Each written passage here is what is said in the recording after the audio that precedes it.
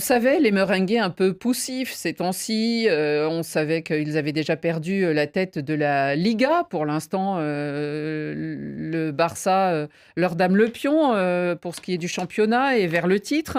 En tout cas, ils s'étaient aussi qualifiés au tir au but pour accéder au quart de finale. Mais cette semaine, à Londres, la presse espagnole unanime n'avait qu'un mot: humiliation. Humilier le grand Real Madrid, champion sortant de la compétition. Le visage des joueurs d'ailleurs et celui de leur entraîneur Carlo Ancelotti témoignaient de leurs doutes et de leurs errances sur le terrain.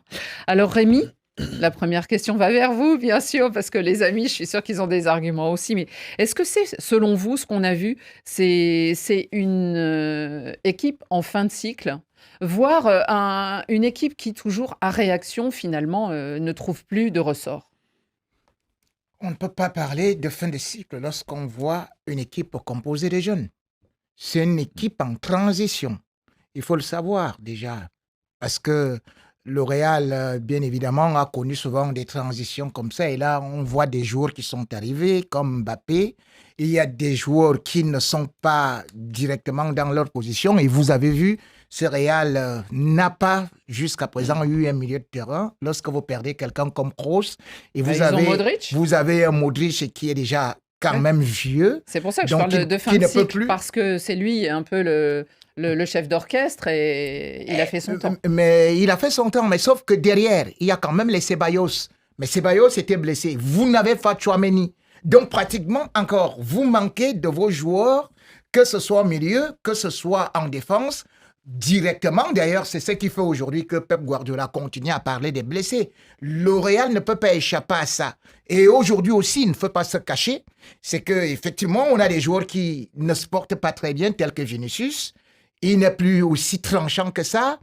Et il y a Rodrigo qui voulait une place de titulaire. On lui offre une titulaire, mais sa dernière série, c'est 17 matchs pour un seul but. Ça fait quand même un rendement qui est très moindre. Et puis, vous avez aussi un pré-retraité qui refuse d'aller à la retraite et qui ne peut plus anticiper, à savoir Carlo Ancelotti, qui est toujours sur ce schéma-là qu'il faut attendre pour essayer de mettre tout ça là. Il commence à nous dire maintenant que Carlo Ancelotti est un mauvais entraîneur alors qu'il passe son temps d'habitude à lui tresser les lauriers. Par contre, Rémi, vous allez dans mon sens. Vous dites un peu qu'il y a une fin de cycle ou une fin d'une histoire. On a l'impression... Vous dites vraiment ce que vous ressentez. Je vous dis ce que je le sais, mais c'est qui est vrai. Le problème est là. On vous fait comprendre que le milieu de terrain, si vous ne l'avez pas, deux éléments clés, ils ne sont pas là. Vous n'avez pas à la défense vos éléments. Comment est-ce que vous faites?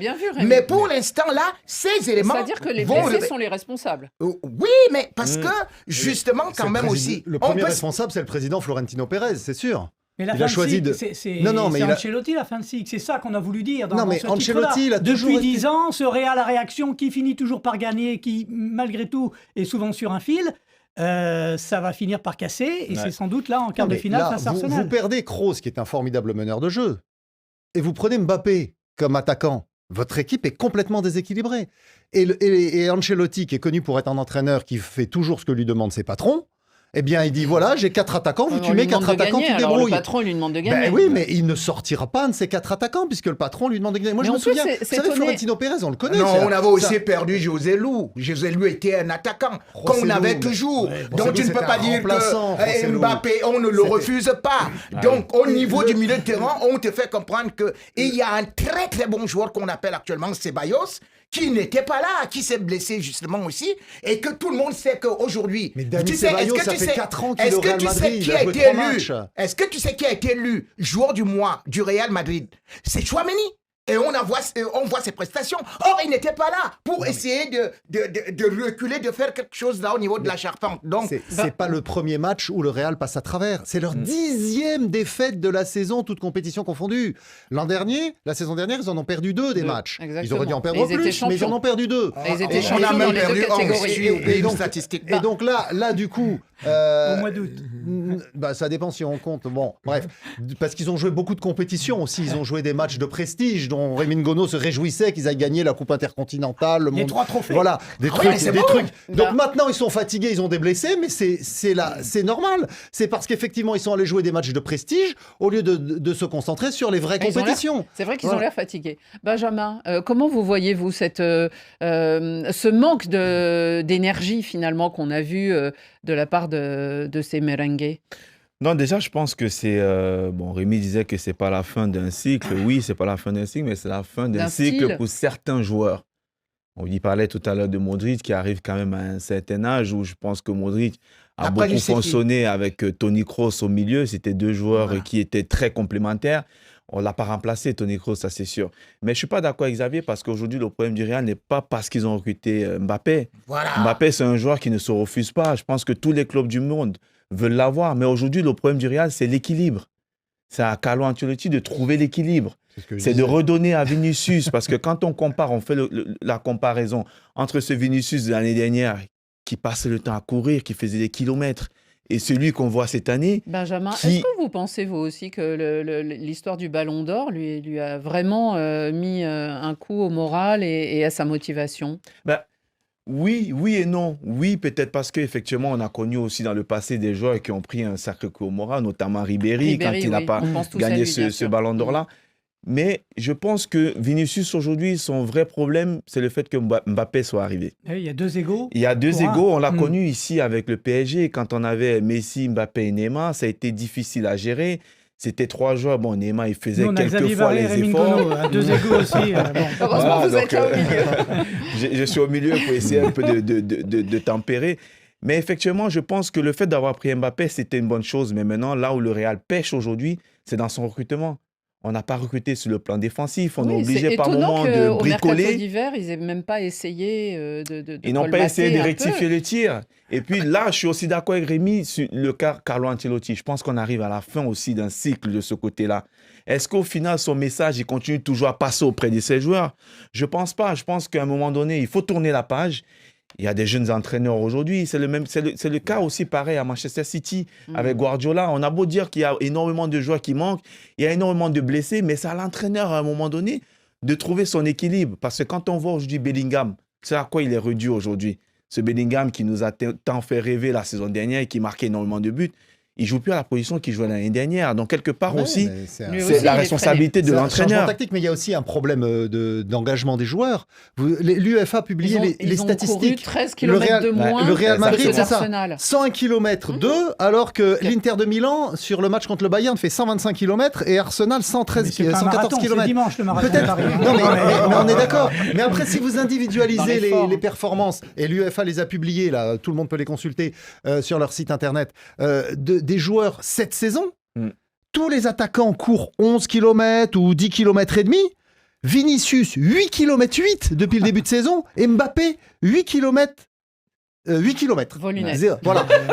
Oui, mais c'est vrai que c'est un vrai ça veut problème. dire que vous avez Quand vous effectivement avez deux joueurs dans votre attaquants effectif qui courent pas, c'est- ouais. pour rattraper Mm. les ballons. Quand les autres courent 2-3 km de plus, Non, il y a une voilà le question résultat. qui revient en boucle là, sur les messages qu'on reçoit, c'est de savoir quand est-ce que Carlo Ancelotti va être limogé. Alors, est-ce que c'est jeudi prochain, le matin, après la défaite, je pense qu'il l'élimination ira au bout de la d'Arsenal, saison. ou après la finale de la Coupe du Roi, Barcelone-Real Madrid, je sais pas. Non, Non, mais je Et pense il y a que- un proverbe africain qui dit ah oui, Qu'on l'homme change le pas de plus monture. l'homme le plus vieux du monde finit toujours par mourir. Mais ça serait même pas, ça ne serait même Non, pas mais la pour solution. l'instant, de- pour l'instant, Moi, j'ai je une crois- dernière question, Rémi, pour clore le sujet du Real Madrid. C'est à vous qu'on va poser la question et après on passera à autre chose sur la Ligue des Champions. Mais on entend évidemment beaucoup le refrain « Nous sommes le Grand Real, on est les seuls à pouvoir le faire » et tout ça. Moi, j'aimerais vous demander comment vont-ils trouver l'équilibre pour affronter et se qualifier contre cet Arsenal incroyablement fort qu'on a vu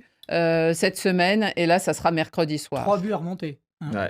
Ouais. je voudrais vous dire cela veut dire que Non, mais vous- répondez-moi. je réponds que parce qu'on me dit Arsenal très fort. C'est la remontade a fait partie de l'ADN du Real. C'est-à-dire, Je prenez croyais que déjà... c'était du Barça. Mais non, Barça, vous savez, c'est pour ça que ça nous motive d'ailleurs. Si vous faites de la remontada sur Barça, que Allez-y, la Rémi. Roma donne Pardon, 3, je vous ai coupé. Liverpool donne 4 et tout et tout. Moi, sur le Real, il faut savoir que depuis 75, Oui, mais Rémi, tu vas trop ouais. loin là. Hein. je pars de 75 jusqu'à maintenant. Non mais Rémi, Quelques- répondez-moi partir de pour mercredi. 1955. Je vais vous dire que j'ai vu le Real se faire battre même par des équipes qu'on appelait country derby. C'est-à-dire que par 4 buts à 1 Non, et mais- remonter à 5-1. Alors, Rémi. J'ai vu le Real se faire Alors, battre Rémi. par Oui. Manchester City et remonter. J'ai vu le Real se faire battre Bon, par ok. Wolfsburg et Ouais, mais remonter. c'était avant. J'ai eu Non, mais Rémi, Non, mais la Borussia question, Rémi, Mönchengladbach c'est pas la mais on question. sait. donner 5-1 à Real. ça Et le fonctionne Real a plus. remonté. Mais est-ce que tu Donc, penses que fonctionne cet plus, effectif-là, cette équipe Alors. que tu as vue contre Arsenal, Rémi, Je c'est ça la te question. dis, Benjamin, je tu penses te qu'elle est dis capable dans l'histoire du Real, Dans c'est l'histoire, ça. mais C'est est-ce dans que le les sang. Benjamin, On a vu des comment, arbitres accorder des Benjamin, matchs, des buts hors jeu aussi à Comment Cristiano on Ronaldo contre le remobilise Bayern. alors, Les en tant, Baby Gunners ont encore climatisé Bernabeu, nous dirons ça. en tant que capitaine, comment on remobilise un effectif? Comment on arrive Mais- à leur dire 3 buts de retard, on se qualifie ce soir? Oui, mais de toute façon, on n'a même pas besoin de remobiliser l'effectif parce que quand vous perdez déjà 3-0, vous savez qu'automatiquement, il faut que vous marquez 4 buts et que vous n'en prenez pas. Au moins Pour gagner, ça suffit déjà pour être motivé, bien évidemment. Et puis, comme Rémi disait, oui, c'est le Real. La Peut-être méthode qu'ils sont Coué capables. On l'a déjà fait par le passé depuis les années 50. on Oui, mais continue les à le années faire. 50, ça fait quand même loin. Hein. C'est pour ça que je posais Ah, la mais tu question veux à dire Rémi de que savoir. face à Manchester City en 2022, Non, mais Di c'était moi. Stefano, il ne joue C'était plus. moi. Mais attends, 2022, tu avais quand Benzema, même, t'avais Tony Il y avait un Kroos, patron. Non, t'avais mais- des Il y avait un joueurs patron. aujourd'hui qui ne sont oui, plus dans aujourd'hui, cet aujourd'hui, effectif-là. tu as Kylian Rémi, Mbappé. Rémi. Aujourd'hui, tu peux avoir Non, mais il y a- Vinicius. Rémi, Et écoutez. peut-être même tu peux avoir Brahim Diaz qui peut sortir du banc. Oui, là, il y a beaucoup planter d'attaquants, un but, hein. beaucoup Rémi, d'attaquants de qualité. On est désolé, mais il y on pas a un de petit défense. message pour vous. David Finzel a craqué. Alors, on est désolé, mais on va vous passer un petit message qui est une déclaration d'amour pour les Gunners. North London forever, whatever the weather. Congratulations, lads.